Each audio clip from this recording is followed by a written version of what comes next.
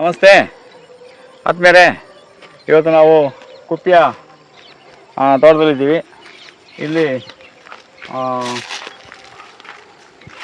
ಬಳ್ಳಿ ತರಕಾರಿಗಳಿಗೆ ಕಂಬ ಹಾಕುವಂಥ ಒಂದು ಕೆಲಸವನ್ನು ಮಾಡ್ತಾಯಿದ್ದೀವಿ. ನೋಡಿ, ಈ ರೀತಿ ಸುಮಾರು ಒಂದು 70 ಅಡಿ ಉದ್ದ, ಒಂದು 12 ಅಡಿ ಅಗಲದಲ್ಲಿ ಈಗ ಸಿಮೆಂಟ್ ಕಂಬಗಳನ್ನ ಹಾಕಿ ನಮಗೆ ಮುಂದೆ ಬಳ್ಳಿ ತರಕಾರಿಗಳನ್ನ ಚಪ್ಪರದಲ್ಲಿ ಹಬ್ಬಿಸ್ಕೊಳ್ಳೋಕ್ಕೆ ಅಂತೇಳಿ ಇಲ್ಲಿ ಕಂಬಗಳನ್ನ ಹಾಕ್ತಾಯಿದ್ದೀವಿ.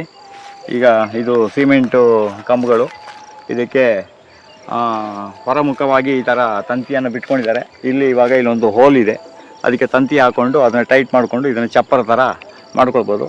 ಇದು ಕೂಡ ಅಷ್ಟೇ, ಚಪ್ಪರ ಯಾವಾಗಲೂ ಒಂದು ಸಮವಾಗಿರಬಾರ್ದು. ಈಗ ನಾವು ಏನು ಮಾಡಿದ್ದೀವಿ ಅಂದರೆ, ಈ ಪೂರ್ವದಿಂದ ಪಶ್ಚಿಮಕ್ಕೆ ಉದ್ದ ಆಗಿ ಉತ್ತರದಿಂದ ದಕ್ಷಿಣಕ್ಕೆ ಚಿಕ್ಕದಾಗಿ ಮಾಡಿದ್ದೀವಿ. ಈಗ ಉತ್ತರದಿಂದ ದಕ್ಷಿಣದಿಂದ ಉತ್ತರಕ್ಕೆ ಈ ಥರ ಸೋಲಾರ್ ಇರೋ ಥರದಲ್ಲಿ ಇದು ಈ ಕಡೆ ಮೇಲೆ ಹೈಟ್ ಇರಬೇಕು, ಇದು ಈ ಕಡೆ ಸ್ವಲ್ಪ ಡೌನ್ ಇರಬೇಕು. ಅವಾಗ ಏನಾಗ್ತದೆ ಅಂದರೆ, ನಮಗೆ ಎಲ್ಲ ಟೈಮ್ನಲ್ಲೂ ಬಿಸಿಲು, ನಾವು ಸೋಲಾರ್ ಪ್ಲ್ಯಾಂಟ್ನ ಯಾವ ರೀತಿ ಫಿಕ್ಸ್ ಮಾಡ್ತೀವೋ ಆ ರೀತಿ ಎತ್ತರ ಒಂದು ಕಡೆ ಇರಬೇಕು, ಒಂದು ಕಡೆ ತಗ್ಗಿರಬೇಕು. ಈ ಕಡೆ ಸೈಡ್ನಲ್ಲಿ ನಮಗೆ ಈ ರೀತಿ ಡೌನ್ ಆಗಿದೆ. ಉತ್ತರದಿಂದ ದಕ್ಷಿಣಕ್ಕೆ ಅದು ಡೌನ್ ಆಗಿದೆ. ಈ ರೀತಿ ಡೌನ್ ಆಗಿರಬೇಕು. ಪೂರ್ವ ಪಶ್ಚಿಮಕ್ಕೆ ಉದ್ದ ಇರಬೇಕು, ಉತ್ತರ ದಕ್ಷಿಣಕ್ಕೆ ಚಿಕ್ಕದಾಗಿರಬೇಕು, ಮತ್ತು ಉತ್ತರದಿಂದ ಹೀಗೆ ನಮಗೆ ಇದು ಡೌನ್ ಆಗಿರಬೇಕು. ಸೋಲಾರ್ ಪ್ಲ್ಯಾಂಟನ್ನು ನಾವು ಹಾಕಬೇಕಾದ್ರೆ ಏನಾಗ್ತದೆ, ಸೂರ್ಯ ಹುಟ್ಟಿ ಮುಳುಗೋವರೆಗೂ ಸೋಲಾರ್ ಪ್ಲ್ಯಾಂಟು ನಮಗೆ ಅಲ್ಲಿ ಬಿಸಿಲು ಹೆಂಗೆ ಸಿಕ್ಕಬೇಕು ಅಂತ ಹೇಳ್ತೀವೋ ಅದೇ ರೀತಿ ನಾವು ಚಪ್ರವನ್ನು ಕ್ರಿಯೇಟ್ ಮಾಡಬೇಕು. ಇದು ಪ್ರಕೃತಿದತ್ತವಾಗಿ ನಮಗೆ ಈ ಕಡೆ ಇಲ್ಲಿ ಎತ್ತರ ಇದೆ, ಈ ಕಡೆ ಇದು ತಗ್ಗಿದೆ. ಅದನ್ನು ನಾವು ಈ ಥರ ಡೌನ್ ಮಾಡಿ ಅಲ್ಲಿ ಇಟ್ಕೋಬೇಕು. ಈಗ ನಿಮಗೆ ಕುಪ್ಪಿಯ ತೋಟ ಸುಮಾರು ಒಂದು 2 ತಿಂಗಳು ಸಮೀಪ ಹತ್ತಿರ ಬರ್ತಾ ಇದೆ. ಈಗೆಲ್ಲ ಫುಲ್ಲು ನಿಮಗೆ ಗ್ರೀನರಿ ಕಾಣ್ತಾ ಇದೆ, ನೋಡ್ಬೋದು. ಈಗಾಗಲೇ ನಮ್ಮ ತೆಂಗಿನ ಗಿಡ ನೆಟ್ಟಿರೋದೆಲ್ಲ ಕಂಪ್ಲೀಟು ಎಲ್ಲ ತೆಂಗಿನ ಗಿಡಗಳು ಕಾಣಲೆ ಅಂತ ರೀತಿಯಲ್ಲಿ ಅಗಸೆ, ಗ್ಲಿಸಿಡಿಯ, ನುಗ್ಗೆ ಮತ್ತು ಎಲ್ಲ ರೀತಿಯ ಹಣ್ಣಿನ ಗಿಡಗಳು ಈಗ ಆಲ್ಮೋಸ್ಟ್ 90% ಪ್ಲಾಂಟೇಷನ್ ನಮ್ಮದು ಇಲ್ಲಿ ಮುಗಿದಿದೆ. ಇನ್ನೊಂದು 10% ಅಷ್ಟು ಬಾಕಿ ಇದೆ. ಈ ರೀತಿ ಇಲ್ಲಿ ಚರಂಡಿ ಪಕ್ಕದಲ್ಲಿ ನಾವಿಲ್ಲಿ ಡಯಸಕೊರಿಯ ಗೆಣಸನ್ನು ನಾವಿಲ್ಲಿ ಹಾಕ್ಕೊಂಡಿದ್ದೀವಿ.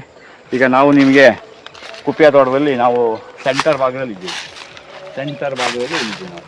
ಇದು ನಮ್ಮದು ಈ ಕಡೆಗೆ ರಸ್ತೆ, ಮಧ್ಯದ ರಸ್ತೆ. ಈಗ ಪಶ್ಚಿಮದಲ್ಲಿ ಸೂರ್ಯ ಮುಳುಗ್ತಾ ಇದ್ದಾನೆ.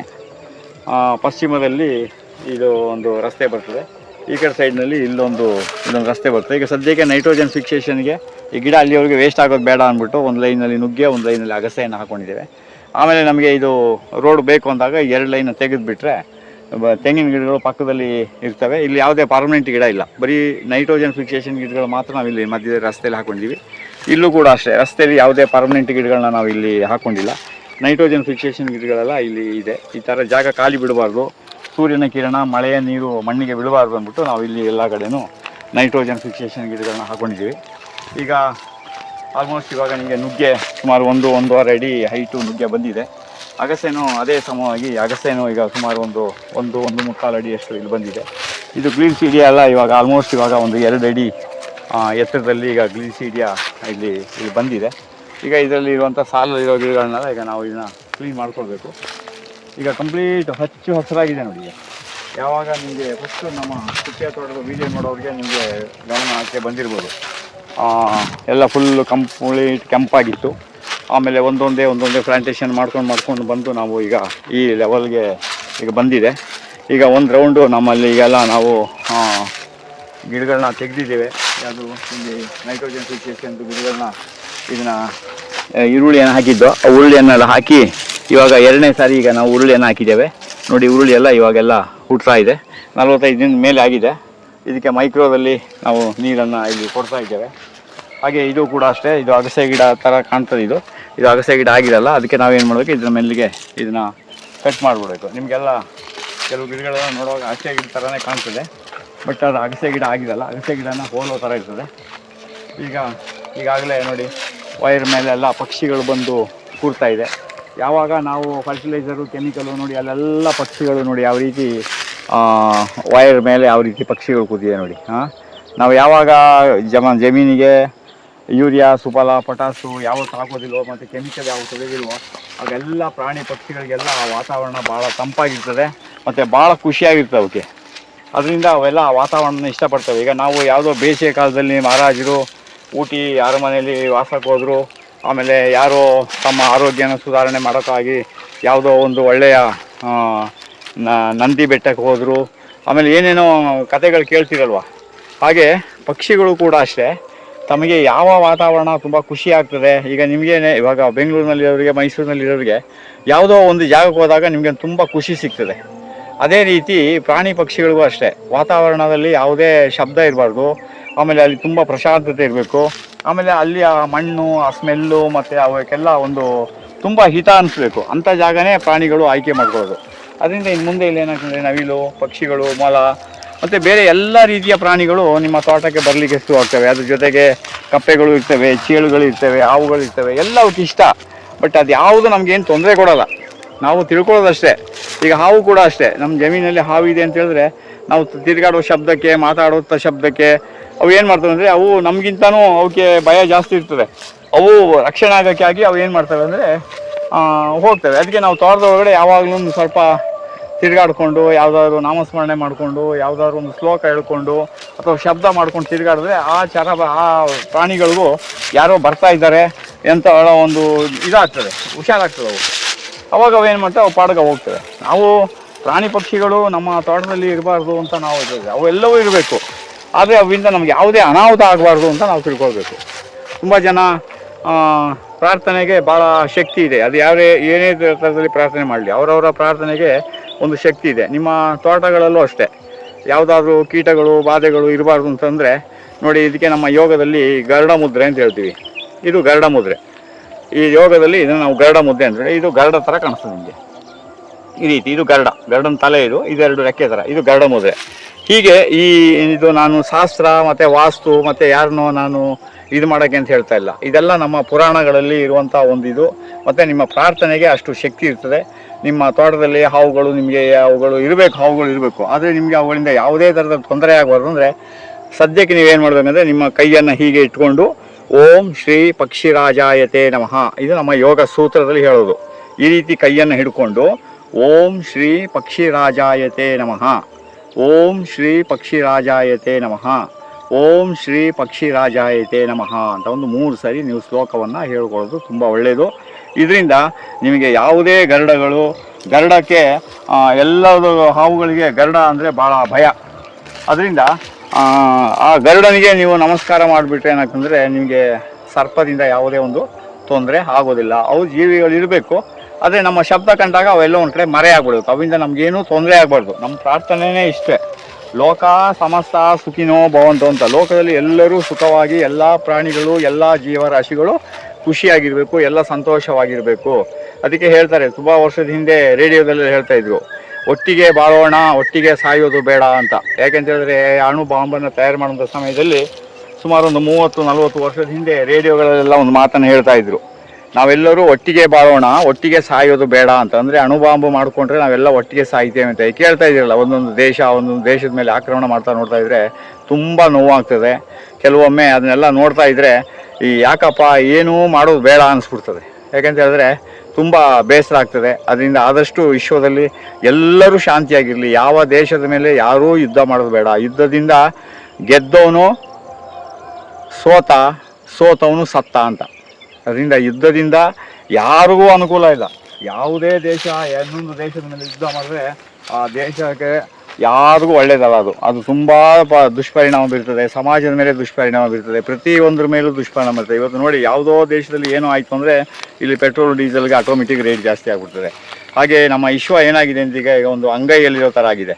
ಎಲ್ಲೋ ಯಾರಿಗೋ ಜ್ವರ ಬಂತು ಅಂದರೆ ಇಲ್ಲಿ ಯಾವುದಕ್ಕೋ ಬರೆ ಹಾಕಿದಾಗೆ. ಅದರಿಂದ ಎಲ್ಲರೂ ಒಳ್ಳೆಯದಾಗಲಿ ಅಂತ ನಾವು ಪ್ರಾರ್ಥನೆ ಮಾಡುವ. ಆಮೇಲೆ ಎಲ್ಲೇ ಯುದ್ಧ ಆಗೋದು ಬೇಡ, ಎಲ್ಲರೂ ಶಾಂತಿಯಿಂದ ಇರಲಿ. ಯಾವ ದೇಶದಲ್ಲೂ ಯುದ್ಧ ಆಗೋದು ಬೇಡ, ಎಲ್ಲರೂ ಶಾಂತಿಯಾಗಿರಲಿ, ಎಲ್ಲರೂ ದೀರ್ಘಾಯುಷಿಗಳಾಗಿ ಬದುಕಲಿ, ಎಲ್ಲರೂ ಪ್ರೀತಿ ವಿಶ್ವಾಸದಿಂದ ಬದುಕಲಿ ಅಂತ ನಾವು ಯಾವಾಗಲೂ ಪ್ರಾರ್ಥನೆ ಮಾಡುವ. ಆದಷ್ಟು ನೀವೆಲ್ಲರೂ ಬೆಳಿಗ್ಗೆ ಎದ್ದು 1 ಸಲ 2 ಸಲ ಪ್ರಾರ್ಥನೆ ಮಾಡ್ಕೊಳ್ಳಿ. ಯುದ್ಧ ಯಾರಿಗೂ ಬೇಡ. ಯುದ್ಧದಿಂದ ನಾವು ಏನೂ ಸಾಧಿಸೋಕ್ಕಾಗಲ್ಲ. ಯುದ್ಧದಿಂದ ಎಲ್ಲ ಸರ್ವನಾಶ ಆಗ್ತದೆ ಅಂದರೆ ಯಾರಿಗೂ ಇದರಿಂದ ಒಳ್ಳೆಯದಲ್ಲ, ನೆನಪಿಟ್ಕೊಳ್ಳಿ. ಹಾಗೆ ಇಲ್ಲಿ ನೋಡಿ, ಇವಾಗ ನಾವು ಬೇಸಿಗೆ ಆಗಿರೋದ್ರಿಂದ ಇಲ್ಲೆಲ್ಲ ಕುಡಿಯೋ ನೀರನ್ನು ಎಲ್ಲ ಕಡೆಯೂ ಇಟ್ಟಿದ್ದೇವೆ. ಪಕ್ಷಿಗಳು ಯಾವ್ದಾದ್ರು ಬಂದು ಇಲ್ಲಿ ಅದು ನೀರನ್ನು ಕುಡಿಬೋದು. ಅದ್ರ ಮೇಲೆಲ್ಲ ಈ ಥರ ಎಲ್ಲ ಎಲೆ ಬಿದ್ದಿದೆ, ಪರವಾಗಿಲ್ಲ, ತೊಂದರೆ ಏನಿಲ್ಲ. ಮೊಲ ಪಕ್ಷಿಗಳೆಲ್ಲ ಬಂದರೆ ಈ ಥರ ನೀರು ಇಟ್ಟರೆ ಏನಾಗ್ತಂದರೆ ಈ ಇಲಿ ಆಗಲಿ ಅಥವಾ ನಿಮ್ಮ ಬೇರೆ ಪ್ರಾಣಿಗಾಗಲಿ ಡ್ರಿಪ್ ಪೈಪನ್ನು ಕಚ್ಚೋದಿಲ್ಲ. ಚೆನ್ನಾಗಿ ನೆನಪಿಟ್ಕೊಳ್ಳಿ. ಯಾರ್ಯಾರು ಡ್ರಿಪ್ ಮಾಡಿರ್ತೀರಿ ನಿಮ್ಮ ತೋಟದಲ್ಲಿ ಒಂದು 7-8 ಕಡೆ ಈ ಥರ ನೀರು ಇಡಬೇಕು. ಈ ಥರ ನೀರು ಇಟ್ಬಿಟ್ರೆ ಎಲ್ಲ ಪ್ರಾಣಿಗಳು ಅಲ್ಲಿ ಬಂದು ನೀರನ್ನು ಕುಡಿತವೆ. ಅಲ್ಲಿ ನೀರು ಸಿಕ್ಕದೇ ಇದ್ದಾಗ ಏನು ಮಾಡುತ್ತೆ, ಆ ಪೈಪನ್ನು ಕಟ್ ಮಾಡೋದು, ಅವು ಇರೋದಕ್ಕೆ ಶುರು ಮಾಡ್ತವೆ. ಅದಕ್ಕೆ ಮೊದಲೇ ನೀವು ಆ ಥರ ನೀರು ಇಟ್ಬಿಡೋದು ತುಂಬ ಒಳ್ಳೆಯದು. ಈಗ ನೋಡಿ, ಈ ರೀತಿ ಗ್ಲಿಸಿಡಿಯಾ ಲೈನೆಲ್ಲ ಕ್ಲೀನ್ ಆಗ್ತಾ ಇದೆ. ಗ್ಲಿಸಿಡಿಯಾ ಲೈನಲ್ಲಿ ಎಲ್ಲ ಕಳೆ ಬಂದಿರೋದನ್ನ ಈ ರೀತಿ ಕ್ಲೀನ್ ಮಾಡ್ಕೊಂಡು ಹೋಗ್ತಾ ಇದ್ದೀವಿ. ಹೀಗೆ ನುಗ್ಗೆ ಗಿಡ ನಿಮಗೆ ಸಾಲು ಕಾಣ್ತಾ ಇದೆ, ಇಲ್ಲಿ ಅಗಸ್ತ್ಯದು ಲೈನ್ ನಿಮಗೆ ಕಾಣ್ತಾ ಇದೆ. ಹೀಗೆ ಈ ಗ್ಲಿಸಿಡಿಯಾದು ಲೈನು ನಿಮಗೆ ಇವಾಗ ಇಷ್ಟು ಮಾಡಿಕೊಂಡ್ರೆ ಸಾಕು. ಆಮೇಲೆ ಇನ್ನೊಂದು 1-2 ತಿಂಗಳಲ್ಲಿ ಮಳೆ ಸ್ಟಾರ್ಟ್ ಆಗಿಬಿಡ್ತದೆ, ಗ್ಲಿಸಿಡಿಯಲ್ಲಿ ಮೇಲೆ ಬರ್ತದೆ. ಆವಾಗ ನಾವು ಜೂನ್ ಜುಲೈಗೆ ಆ ಬುಡವನ್ನು ಕಟ್ ಮಾಡಿದ್ರೆ ಅಲ್ಲಿ ನಮಗೆ ಯಥೇಚ್ಛವಾದ ಇದು ಕಳೆ ಬರೋಕ್ಕೆ ಶುರು ಆಗ್ತದೆ. ಈಗೆಲ್ಲ ನೋಡಿ, ಈಗ ಬೇಸಿಗೆ ಆದ್ರೂ ಕಳೆ ಸಿಕ್ಕಾಬಟ್ಟೆ ಬರ್ತಾ ಇದೆ. ಹಾಗೆ ಇಲ್ಲೆಲ್ಲ ಬೇರೆ ಬೇರೆ ಗಿಡಗಳೆಲ್ಲ ಈಗ ನುಗ್ಗೆ ಎಲ್ಲ ಕಳೆ ಎಲ್ಲ ತುಂಬ್ಕೊಂಡಿದೆ. ಇದೆಲ್ಲ ಇವಾಗ ಲೈನ್ ಕ್ಲೀನ್ ಮಾಡಬೇಕು. ಇಲ್ಲಿ ಸ್ವಲ್ಪ ಭೂಮಿ ಇದು ಸ್ವಲ್ಪ ಕೆಲವೊಮ್ಮೆ ಶೀತದ ಭೂಮಿ, ಆದರೂ ನಾವು ಇದಕ್ಕೆಲ್ಲ ಟ್ರೆಂಚ್ ಎಲ್ಲ ಹೊಡೆದಿದ್ದೀವಿ. ಎಲ್ಲ ಅಲ್ಲಿ ಅಗಸೆ ಲೈನು ಆ ಥರ ಅಲ್ಲಿ ಬರ್ತಾಯಿದೆ, ಗಿಡಗಳು ಇಲ್ಲಿ ಬರ್ತಾವೆ. ಇವಾಗ ಇಲ್ಲಿ ಬಾಳೆ ಗಿಡಗಳು ಪ್ಲಾಂಟೇಶನ್ ಮಾಡಿದ್ದೇವೆ ನೋಡಿ. ಬಾಳೆ ಕತ್ತಿ ಬಾಳೆ ತಂದು ಮಾಡಿರೋದು. ಇಲ್ಲಿಂದ ಬಾಳೆ ಇದೆ, ಅಲ್ಲೆಲ್ಲ ಬಾಳೆ ಹಾಕಿದ್ದೇವೆ. ಈಗ ಬಾಳೆನೂ ಅಷ್ಟೇ 18 ಅಡಿಗೆ ಒಂದೊಂದು ಬಾಳೆ ಬರ್ತದೆ. ಇಲ್ಲಿಂದ ಅಲ್ಲಿಗೆ 18 ಅಡಿ, ಹೀಗೆ ಗಿಡದಿಂದ ಗಿಡಕ್ಕೆ 18 ಅಡಿ, ಸಾಲಿಂದ ಸಾಲಿಗೆ 18 ಅಡಿ, ಈ ಥರ ಎಲ್ಲ ಗಿಡಗಳು ಹಾಕಿದ್ದೇವೆ. ಇದೆಲ್ಲ ವಾಟರ್ ಆ್ಯಪಲ್ಲು ಇದು ಬರ್ತಾಯಿದೆ. ಆಲ್ ಸ್ಪೈಸು ಬರ್ತಾಯಿದೆ ನೋಡಿ. ಕಳೆ ಸಣ್ಣ 1-2 ಮಳೆ ಆಗಿದ ತಕ್ಷಣ ಕಳೆ ಬಗ್ಗಂತ ಬರೋಕ್ಕೆ ಶುರು ಆಗ್ತದೆ. ಇದೊಂದು ಸರಿ ಸ್ವಲ್ಪ ಲೈನೆಲ್ಲ ಕ್ಲೀನ್ ಮಾಡಿಕೊಂಡ್ರೆ, ಈಗ ನೋಡಿ ಅಲ್ಲಿ ತೆಂಗಿನ ಗಿಡದ ಬುಡದಲ್ಲಿ ನಾವು ಇದ್ದಂಥ ಉರುಳಿಯನ್ನು ಕಿತ್ತು ಈಗ ಹೊಸದಾಗಿ ಉರುಳಿ ಹಾಕಿದ್ದೇವೆ. ಇದಕ್ಕೆ ಅದು ಬರುತ್ತೆ ಈಗ.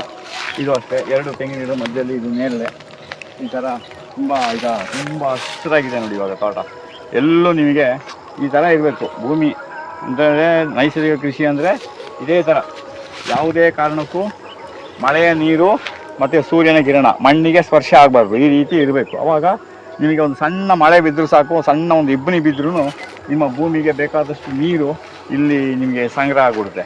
ಅದಕ್ಕೆ ಮತ್ತು ದೊಡ್ಡ ಮಳೆ, ಎಷ್ಟೇ ಮಳೆ ಬಿದ್ದರೂ ನೀರು ಇಲ್ಲಿಂದ ಹರಿಯೋದಿಲ್ಲ, ಮಣ್ಣಲ್ಲಿ ಸವಳಿಕೆ ಆಗೋದಿಲ್ಲ. ನಿಮ್ಮ ಜಮೀನಲ್ಲಿ ಯಾವುದೇ ಕಾರಣಕ್ಕೂ ನೀರು ಹರಿದು ಹೋಗಬಾರ್ದು. ಈ ರೀತಿ ಕಳೆ ಕಸ ಇದ್ದಾಗ ಮಳೆ ಬಿದ್ದ ನೀರೆಲ್ಲ ಹಿಡಿದಿಟ್ಕೊಳ್ತದೆ. ಆಮೇಲೆ ಬೋರು ಆಟೋಮೆಟಿಕ್ಕು ರೀಚಾರ್ಜ್ ಆಗಿ ಶುರುವಾಗ್ತದೆ. ಮತ್ತು ಒಂದು ಸಣ್ಣ ಇಬ್ಬನಿ ಬಿದ್ದಾಗ್ಲೂ ಬೆಳಗಿನ ಜಾವದಲ್ಲಿ ಆ ಇಬ್ಬನಿ ಎಲ್ಲ ಏನಾಗ್ತದೆ, ನಿಮ್ಮ ಜಮೀನಿನ ನೀರನ್ನು ಚೆನ್ನಾಗಿ ಅದು ಕುಡ್ಕೊಳ್ತದೆ. ಹೀಗೆ ಈ ರೀತಿ ಕಳೆ ಎಲ್ಲ ಇರಬೇಕು. ಅಲ್ಲ ಇದ್ದಾಗ ನಿಮಗೇನಾಗ್ತದೆ ಅಂತ ಹೇಳಿದ್ರೆ, ಯಾವುದೇ ಒಂದು ಮುಂದೆ ನೀರಿಗೆ ಯಾವುದೇ ಸಮಸ್ಯೆ ಆಗೋದಿಲ್ಲ.